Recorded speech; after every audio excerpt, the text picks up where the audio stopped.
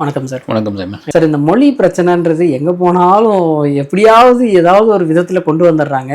இந்த மாதிரி கமலஹாசன் அவர் பேசினது ஒரு விஷயம் வந்து ரொம்ப பெருசாக கர்நாடகாவில் ஓடிட்டுருக்கு அப்படின்னு சொல்கிறாங்க சார். அவர் பேசினது ஃபஸ்ட்டு சரியா இல்லை இவங்க ரியாக்ட் பண்ணுறது ரொம்ப ஓவர் ரியாக்ஷனாக பண்ணுறாங்களா? தக்லை படத்தினுடைய ஆடியோ லான்ச் இங்கே தாம்பரம் சாய்ராம் கல்லூரியில் நடந்தது. அதில் வந்து சிறப்பு விருந்தினராக அழைப்பாளராக ரசிகராக வந்து கன்னட சூப்பர் ஸ்டார் சிவராஜ்குமார் கலந்துக்கிட்டார். ரொம்ப ஒரு நெகிழ்வான பேச்சாக இருந்தது. நான் வந்து ஒரு ரசிகனாக தான் உங்களை வந்து நான் இங்கே வந்து பார்க்க வந்திருக்கிறேன். அதை தாண்டி என்னுடைய அண்ணன் வந்து கமலஹாசன் வந்து அவ்வளோ எனக்கு ரொம்ப பிடிக்கும், அதனால தான் நான் இங்கே வந்து வந்திருக்கிறேன்னு சொன்னது கமலே ரொம்ப நெகிழ்ந்து போயிட்டார். அதுக்கான காரணம்லாம் அவர் சொல்லியிருந்தாப்புல. தமிழில் ஒரு பாட்டு கூட பாடினார்ல சார்? ஆமாம், தமிழில் அவருடைய பாட்டு ஒன்று பாடினாப்புல வந்து அது பிசிறு தட்டினாப்புல பாடினாப்புல. எங்கள் மொழியில் தமிழ் மொழியிலிருந்து வந்தது தான் உங்களுடைய மொழி அப்படின்னு அங்கே சொல்லும் பொழுதே நான் அந்த நிகழ்ச்சி பார்க்கும்போது நினச்சேன் இது கண்டிப்பாக ஒரு கான்ட்ரவர்சி ஏற்பட்டுன்னு. அதே போல் தான் ஏற்படுத்திடுச்சு. வந்து குறிப்பாக வந்து எப்படி அதை சொல்லலாம், கன்னட வரலாறு வந்து கமலஹாசனுக்கு தெரியுமா, கன்னடத்தை பற்றி அவருக்கு என்ன தெரியும், எங்கேருந்து வந்து பிறந்ததுன்ற அளவுக்கு வந்து அவர் என்ன வந்து இது பண்ணியிருக்காரு. இங்கே கன்னடத்தில் அவ்வளோ இலக்கியங்கள் இருக்குது. ஆச்சா போச்சான்னு வந்து கர்நாடக முதல்வர் சித்தராமையாவிலிருந்து எதிர்க்கட்சி தலைவர் எடையூரப்பாவுடைய மகன் வரைக்கும் அத்தனை பேரும் கொந்தளிச்சு பேசுகிறாங்க. இது ஒவ்வொரு தடவையும் நடக்கிற ஒரு விஷயம்தான். அதுவும் குறிப்பாக எங்கெங்கெல்லாம் ப்ரொமோஷனுக்கு எங்கெங்கெல்லாம் அந்த படங்கள் தியேட்டர் ஸ்க்ரீன் பண்ண போகிறாங்களோ அங்கெல்லாம் பேனர் கட்டியிருப்பாங்களா, அந்த பேனர்லாம் அடிச்சு ஓடிச்சாங்க. வந்து கன்னடிக்கான்ற ஒரு அமைப்பு வந்து குறிப்பாக இந்த வாட்டல் நகராஜ் தான் உள்ளே இறங்குவார்னு பார்த்தா அவர் இறங்கலை. வந்து ஒரு பெரிய அதிர்வலியாக ஏற்பட்டுச்சு. மன்னிப்பு கேட்டே ஆகணும் கமலஹாசன் அப்படின்ட்டு அவங்க சொல்லியிருந்தாங்க. அவருக்கு வந்து இங்கே அறிவாலயத்தில் ராஜ்யசபா எம்பி சீட் வேற அவருக்கு கொடுத்துருக்காங்க. இது கொடுக்குற வேட்பாளராக அவர் வந்து அறிவிச்சிருக்காங்க. எம்பி சீட் ஏறக்குறைய இல்லை, உறுதி தான் அது. அந்த இதில் இருந்தார். அதை தாண்டி அவர் சொன்ன விஷயம் என்னென்னா, ஒரு காலம் நான் வந்து மன்னிப்பு கேட்க மாட்டேன், இது வந்து வரலாறு, அதை தாண்டி அன்பு தான், நான் வந்து ஒரு அன்பினுடைய வெளிப்பாடை தான் அதை நான் சொல்லியிருக்கிறேன், மன்னிப்பு கேட்க வேண்டிய அவசியமே கிடையாது அப்படின்னு திடமாக சொன்னது தான் இன்னும் அங்கே கொந்தளிப்பை ஏற்படுத்துமா. அதை தவிர வந்து தக்லைஃப் ரிலீஸ் ஆகலாம் கூட பரவாயில்ல, வந்து நான் வந்து அந்த இதில் வந்து இறங்கவே மாட்டேன்னு சொன்னதாங்க. இந்த அழுத்தம் ரஜினிக்கு நடந்திருக்கு. காவிரி நீர் பிரச்சனையில் வந்து ரஜினி வந்து உண்மையிலே இருதலை கொள்ளியர் மாதிரி தான். இப்போ தான் தெரியுது வந்து அவரெல்லாம் எவ்வளோ படாத பாடலாம் பட்டிருப்பார். வந்து நீங்கள் அங்கே வந்து ஆதரவாகவும் பேசிக்க முடியாது, இங்கே எதிராகவும் பேச முடியாது, பேலன்ஸாகவும் இருந்துட முடியாது. அப்படிலாம் இருந்திருக்காரு பத்தியா கன்னடக்காரன். ஆனால் தான் வந்து பேலன்ஸ்டாக தப்பிச்சு போகிறாருன்னு ஏதாவது ஒன்று சொல்லிட்டா பத்தியா தமிழர்களுக்கு இழுக்க ஏற்பட்டாரு. நெய்வேலி போராட்டத்துக்கு அத்தனை பேரும் கிளம்பி போனப்போ முடியாதுன்னு சொன்னப்போ அவ்வளோ பெரிய கான்ட்ரவர்சி வந்தது. நான் வர முடியாது. அதுக்கு சொன்ன காரணம்னா அவ்வளோ தமிழர்கள் இருக்காங்க, நாம் போய் எடுத்தங்கவுத்தன் நீங்கள் கரண்ட்டை கொடுக்க முடியாதுன்னு போய் நம்ம போய் கரண்ட்டை கட் பண்ண முடியுமான்னு ஒரு கேள்வி கேட்டு மறுநாள் வந்து சேப்பாக்கம் விருந்தினர் மாளிகை அந்த சேப்பாக்கம் கிரவுண்ட் பக்கத்தில் ஒரு பெரிய உண்ணாவிரத போராட்ட கலந்துக்கிட்டாரு. அத்தனை திரைத்துறையினர் வந்து அவருக்கு ஆதரவு கொடுத்தாங்க. இப்போ கமலஹாசன் என்றாரு, என்னுடைய அந்த கொள்கையிலேருந்து நான் பேசுனதுலேருந்து நான் வந்து வரலாற்று பிழையே சொல்லலை, அதுலேருந்து நான் இறங்க முடியாது, நீங்கள் என்ன வேணாலும் பார்த்துக்கன்ட்டார். ரெண்டாவது தடவை பேசும்போது இந்த மாதிரி மொழி பிரச்சனைலாம் ஏன் அரசியல்வாதிகள் மட்டும் தெரியுது அப்படின்னு தெரியல.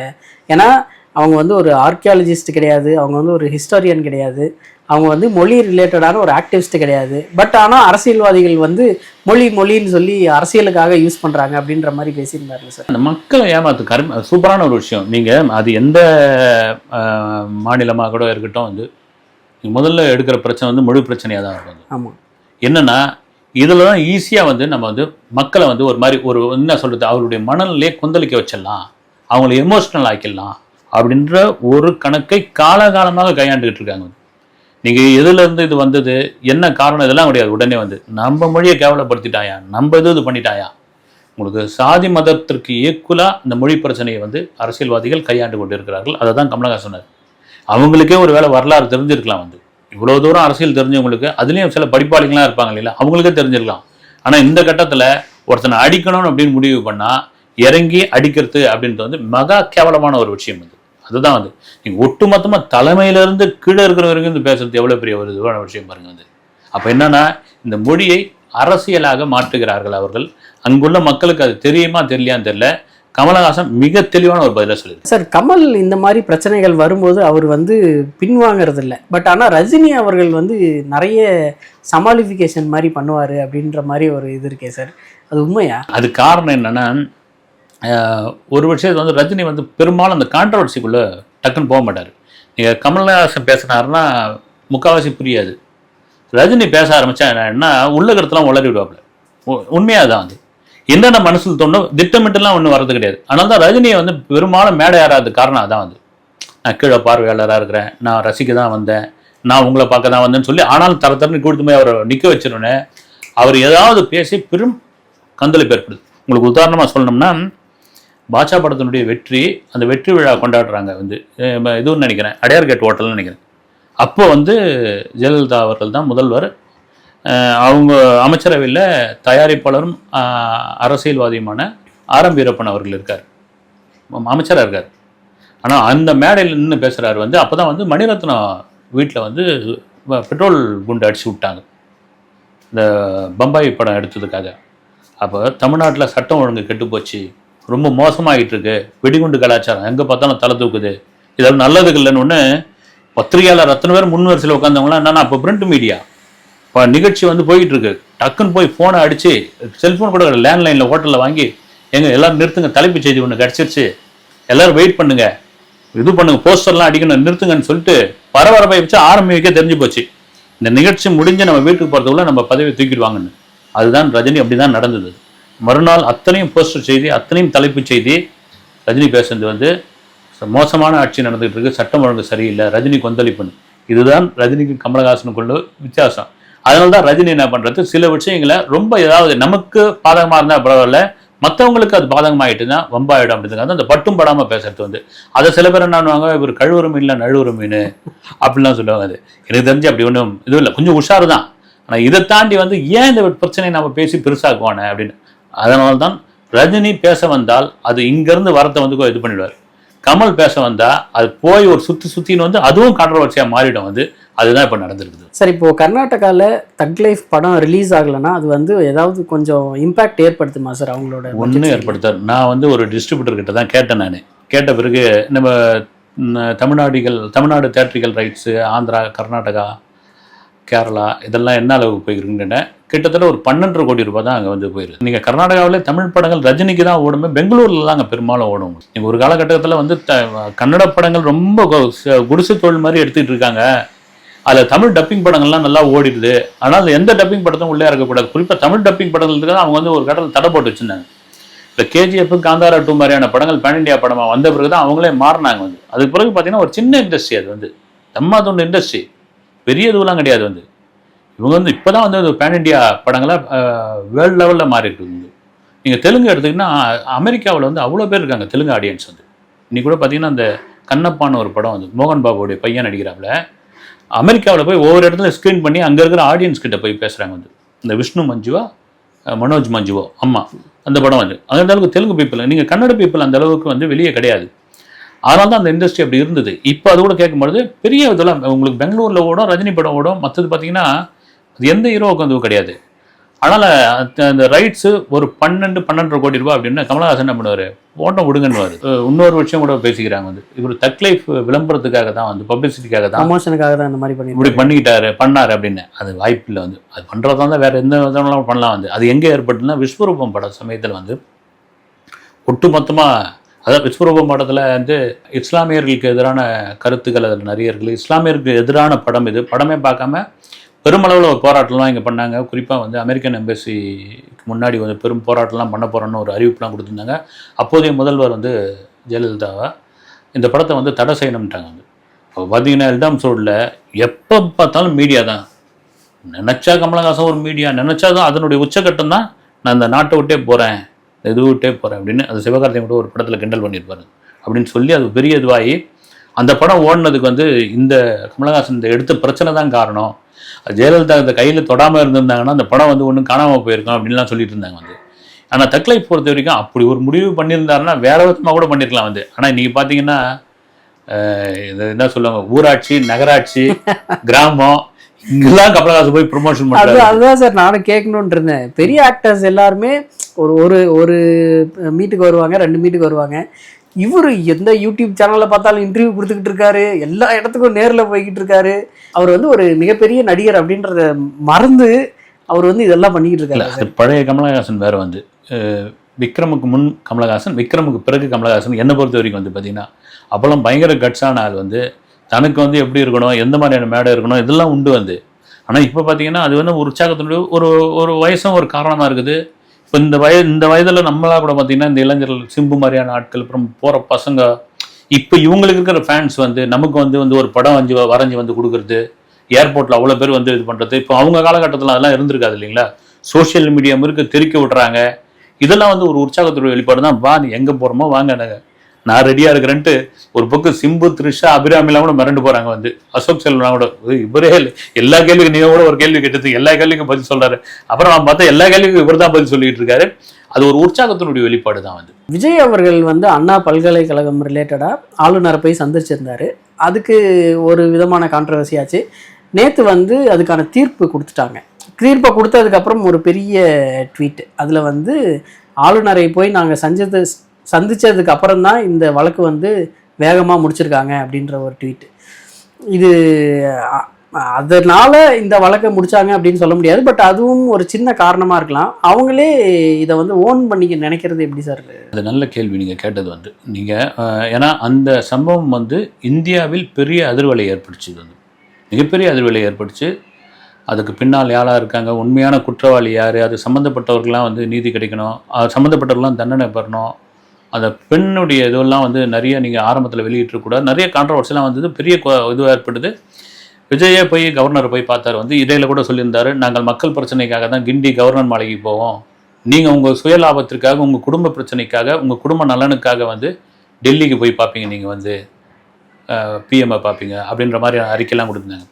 அதெல்லாம் தாண்டி இவங்க கொடுத்தனால தான் வந்து அந்த வழக்கை வந்து உடனடியாக இது பண்ணாங்கன்றதுலாம் வந்து வேறு. இப்போ இவங்க தரப்பில், திமுக தரப்பில் என்ன சொல்கிறாங்கன்னா, பார்த்தீங்களா 5 மாதத்தில் வந்து குற்றவாளிக்கு வந்து தீர்ப்பு கொடுத்துட்டோம், நாங்கள் வாங்கி கொடுத்துட்டோம். இதில் என்ன சொல்லுவீங்க, பொள்ளாச்சி சம்பவம் மாதிரி 6 வருஷமாக எடுத்துகிட்டு இருந்தோம் அப்படின்னு.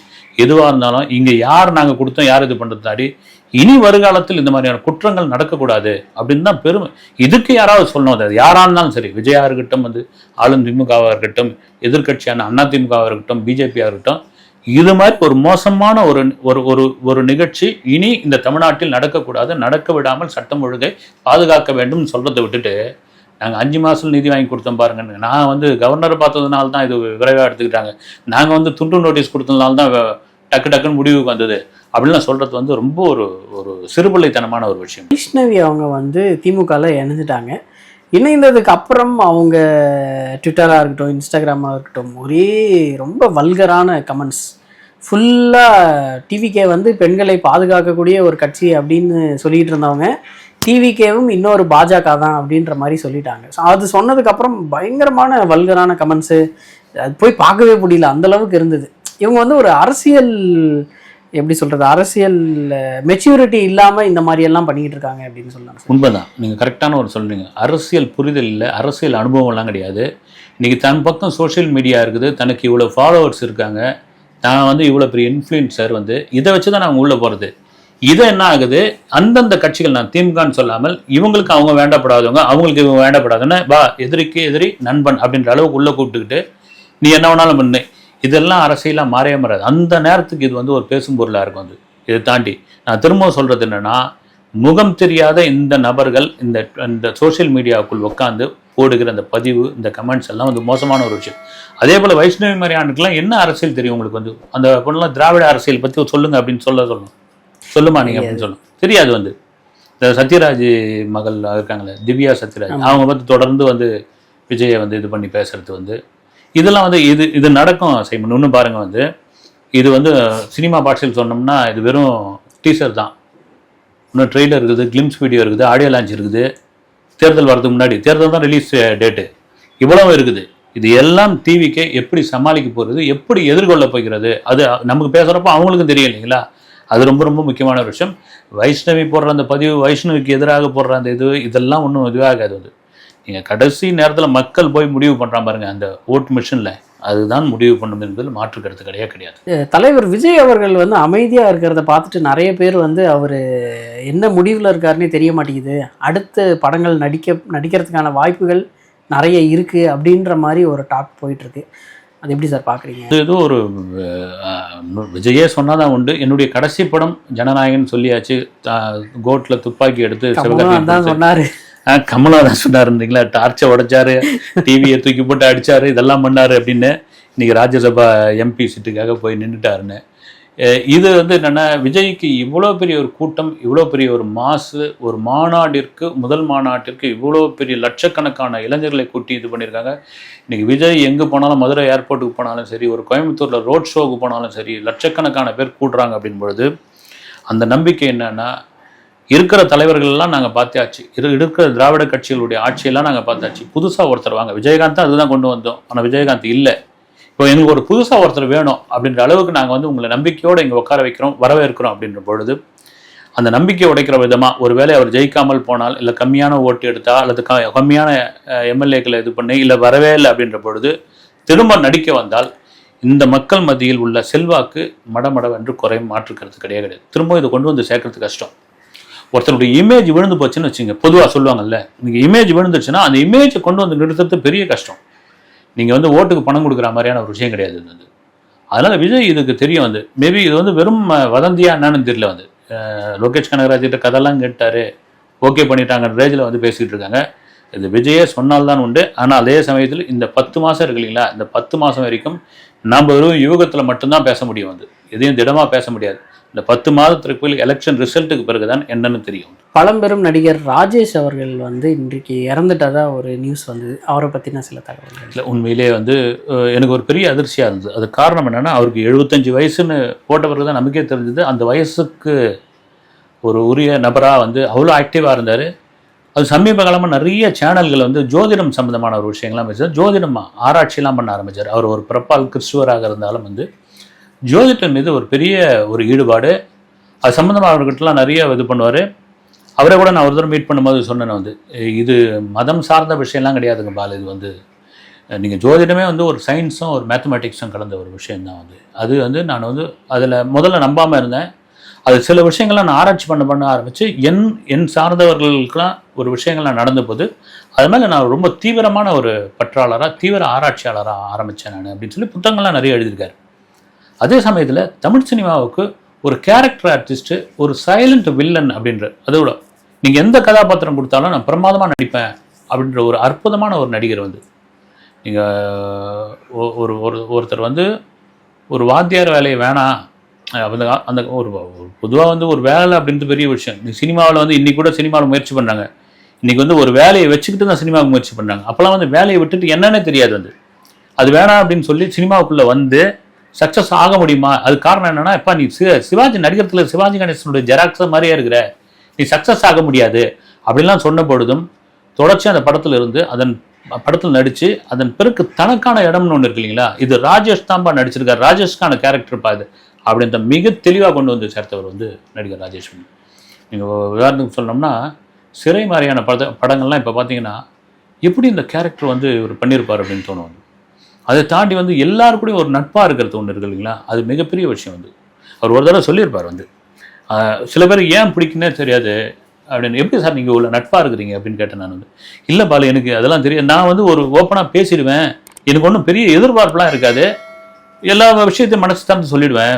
நீங்கள் அந்த கேள்வி கேட்டீங்கல்ல, எப்படி சார் நட்பாக இருக்கீங்கன்னு, எனக்கே சில சமயத்தில் ஆச்சரியம் உச்சபட்ச ஆச்சரியத்தெல்லாம் கொண்டு வந்திருக்குது. என்னென்னா, என்னுடைய சினிமா வாழ்க்கையில் 3 நடிகர்கள் அவங்களுடைய பர்சனல், அதாவது பர்சனல்லாம் அப்படின்னா ரொம்ப டீப்பாக, இப்போ மனைவிகிட்டேயோ அல்லது தன்னுடைய குடும்ப உறுப்பினர்கள்கிட்டயோ சொல்ல முடியாத விஷயங்கள்லாம் என்கிட்ட பகிர்ந்துருக்காங்கன்னு. என்னங்கன்னு சொல்கிறீங்கன்னா, ஆமாம், ஜெமினி கணேசன், நடிகர் திலகம் சிவாஜி கணேசன், அப்புறம் வந்து உலகநாயகன் கமலஹாசன், இவங்க 3 பேரும் என்கிட்ட அவ்வளோ விஷயங்கள் பேசியிருக்காங்க. 3 பேர்கிட்ட ஒரு கட்டத்துக்கு அப்புறம் நான் தடுத்துருக்கிறேன், சார் வேணாம் விட்டுருங்கன்னு. என்ன நீங்கள் போய் என்னங்க பண்ணிட போகிறீங்க, நீங்கள் என்ன பத்திரிகையாளர் நீங்கள் எழுதுற போகிறீங்க, இல்லை பேட்டியாக கொடுத்துட்டு போகிறீங்க, இல்லை புக்காக போட்டுட்டு போகிறீங்க அப்படின்னு. அது சில நடிகர்கள் மட்டும். நம்ம பார்த்தோன்னே சில பேர் பிடிச்சி போயிட்டோம் இல்லைங்களா, அப்படி பார்த்தோன்னே பிடிச்ச ஒரு நபர் தான் வந்து ராஜேஷ். அடுத்த இன்டர்வியூவில் சந்திப்போம். நன்றி சார்.